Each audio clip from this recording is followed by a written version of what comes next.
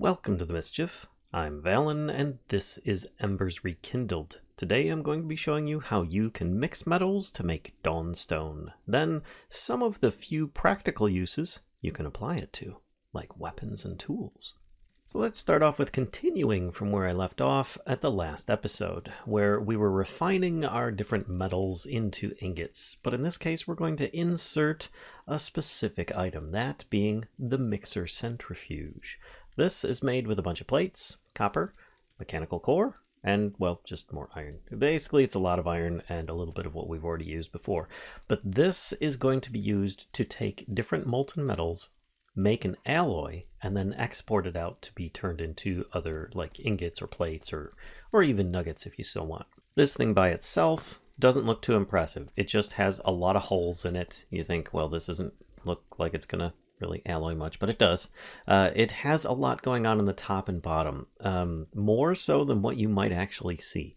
So in the top half, fluids or molten metals come out, but that's only the end result. If you pump something into this in the bottom where it says fluids go in, it does not mean that it will automatically go to the top. This is only a finished alloy product, so you have to actually have a successful alloy in order for that to work.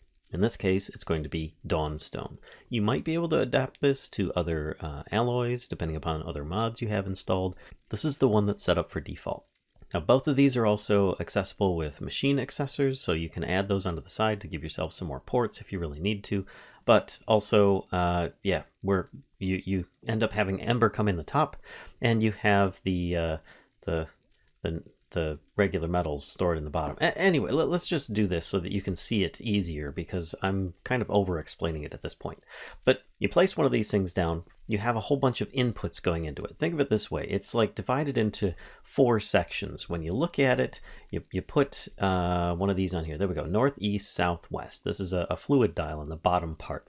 And each one can take a different type of molten metal. So if I have a few of these melters here, basically having different types of, metals going into it. I've got copper, I've got iron, I've got gold, and that's just what I have set up for a filter going in. Right now I've basically got this barrel. It just has each of those go through into a specific one so that they're not trying to melt iron in a gold melter, something like that, or gold in an iron melter, whatnot.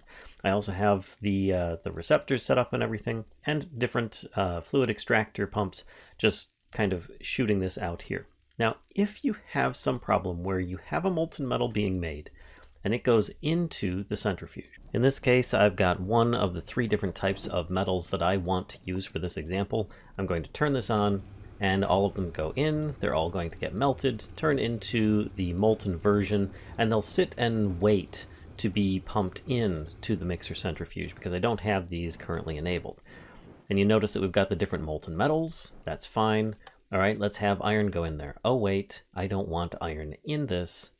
It does say that I have an ingot's worth, which is 90 millibuckets. And I don't want iron because Dawnstone is made from a mixture of copper and gold. There's no iron in there. Oh no, I've got the wrong mixture going in, which means nothing's going to happen. You can even pump in the other ones and nothing's going to happen. In fact, let's do that. I'll pump these other ones as well, and you can see that it says that we've got gold, we've got iron, we've got copper, but nothing is going to happen if I try pumping this out, because it's not actually making a successful alloy with those 3 metals. So in this case, I have a fluid extractor inserted at the other end of this pipe. Let's turn this one off, and it should then allow me to pump this back into the melter temporarily, allowing it to also start making Dawnstone instantly. It starts popping through. It will actually come through here at the top and then start stamping it as such. Now in this case, I've thrown in a few extra copper and gold ingots so that it can start making those. It's instantly turning them into ingots, and you can see here we've got some molten Dawnstone. You can even see it in the side here. Let's take this off so you can see there's like a little chamber in there so you can see it on the inside. So now that we have this legendary Dawnstone, which when you think about it, it's actually just copper and gold. So it's not as strong as one might think, but it does have certain embery properties, and most of which are going to be really well activated with a copper charger. So you can make all sorts of these tools now. There's also several machines. I'll be covering those in the next episode. But for now, we're talking about the Clockwork Axe, the Clockwork Pickaxe, the Grandhammer, the Cinder Staff, and the Blazing Ray. You more or less have several tools and or weapons at your disposal with this, as well as some ways of powering them. These are indestructible tools. They do not have durability bars, but they do require a power source, and that's going to be in the shape of an Ember Jar or an Ember Cartridge. Ember Jar is made simply with some copper, iron, glass, and an Ember Shard. The Ember Cartridge is made with the same ingredients, just slightly different. Each one works differently as well. The Ember Cartridge is meant to be held in your offhand and will power any of these other tools and or weapons while you have it there if it's got some ember in it. The Ember Jar, on the other hand, is intended to stay anywhere in your inventory, including you can have several of them if you need to. It doesn't have as much, but at least you don't have to have it in your offhand. So it is allowing you the use of a shield if you really need that, or just, you know, your offhand if you really want nothing to be in it. So with these being empty batteries, more or less, how do you charge them? With a copper charger. Now, the charger is made with some Dawnstone. There is your gate, preventing you from really using any of these things.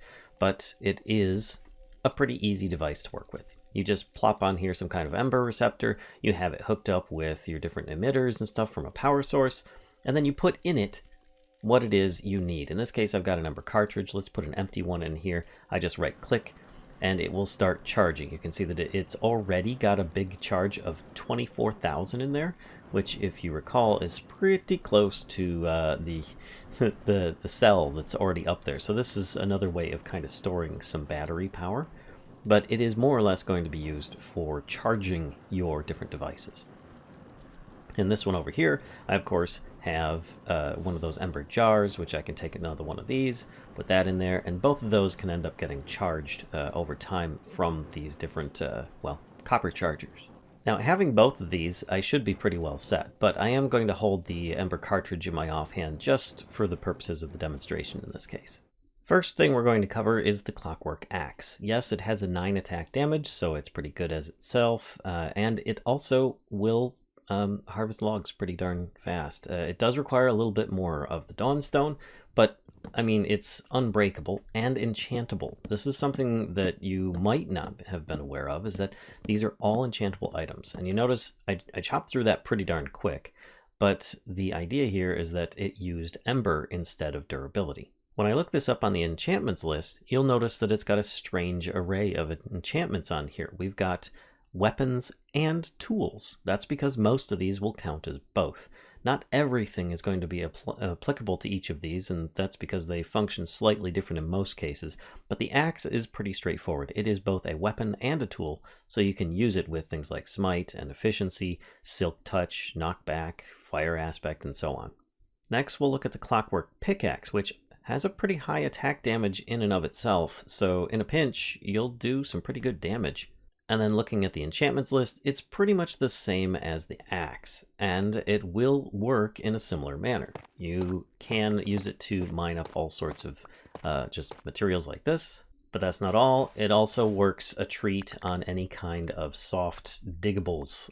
So it's more or less a shovel and also a pick at the same time, which is fantastic. I love that functionality. This is probably your go-to tool in general for most things, and of course it can be heavily enchanted as well. Then we've got your Blazing Ray. Let's place one of these guys down, and you can see that I can shoot this guy with my Blazing Ray, which does a pretty decent amount of damage. I mean, it's just using Ember from my Ember Cartridge that I'm holding in my offhand. It could be used with my jar if you want, but it does go a pretty decent range, though it won't go quite as far as, I don't know, maybe a bow. If you really like arced it really high, might be able to go a bit farther, but this is a pretty straight shot. Just keep in mind that if you don't hold it down long enough, you're going to have really inaccurate shots, but it'll be fine up close. If you do hold it down until it's maximized with its wind-up, you'll get a much more accurate shot, but still, just like in the original Embers, it will not aim for the middle of your crosshairs. You notice that it's actually aiming for the bottom right of this area, so keep that in mind when you're aiming with this. So just to demonstrate that I don't need to hold an Ember Cartridge and I have an Ember Jar in my inventory, and this is applicable for any of these tools that I'm discussing, we're going to then cover the Cinder Staff, which is quite a nice device. It just looks really cool, and it's difficult to wield though, because if I have a target in front of me, it's difficult to see where I'm aiming, but if you look at it, you know, you've got this really cool effect that, well, maybe it's easier to see this way. Others might be able to appreciate a little bit more, but it is a bunch more powerful than the blazing ray effect. So let's try one of these, but there is a weakness to it, and that is if I try using this when they're too close, nothing will happen. But the accuracy on it is the same regardless. It always goes down the center. So if I have a mob right next to me and I'm using this, it'll just go right through because the fireball is a bit farther away. You notice that that went right through as well. So it can be a bit distracting. You might actually have to use it as something a little bit more than you might want to otherwise. Personally, I like the blazing ray. It's not quite as accurate if you're in a hurry, but you can rapid fire it a lot easier and not worry about monsters kind of like crowding you. And now for the Grandhammer. And you notice these are all working, but the Ember Jar is currently taking some hits on its storage. So that is the battery source that's being used.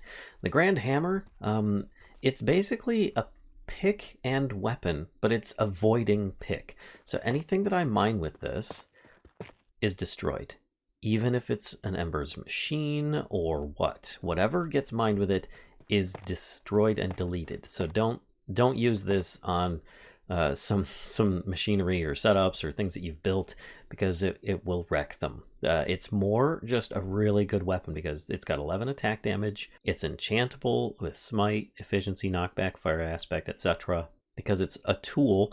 So efficiency can be used on there, but you notice that something like Silk Touch is not going to work because it's avoiding item. So it's just not going to work that way. But you can use it to just clear out areas relatively quickly and not have to use your pick if you really want to, or you just don't want those drops from these items. You know, I don't really care about tough right now, so I'm just going to delete this stuff. As an aside, it just works really good as a nice, strong melee weapon that isn't too bad with its recharge. I mean, it's a 1 attack speed, but it is stronger than your average axe. And the last thing to mention is that those Cinder Staff and Blazing Ray, while I did not show you the enchantments for those, that's because they're not really enchantable, at least as far as I've been able to tell. So you are just going to have to use them as they are, but they are still really nice. I mean, you don't have to worry about ammunition, it's just a power source. So if you have one of these in your offhand, you can just run around zapping guys, and it will set them on fire. It especially works good when they're closer to you. But I mean, it's not a high power thing, but it is just really convenient. And if you enjoyed this video and would like to see more like it, please be sure to give a like, comment, subscribe, and as always, feel free to stop by and visit us on Twitch. We stream there regularly. Until next time, folks, I'll see ya.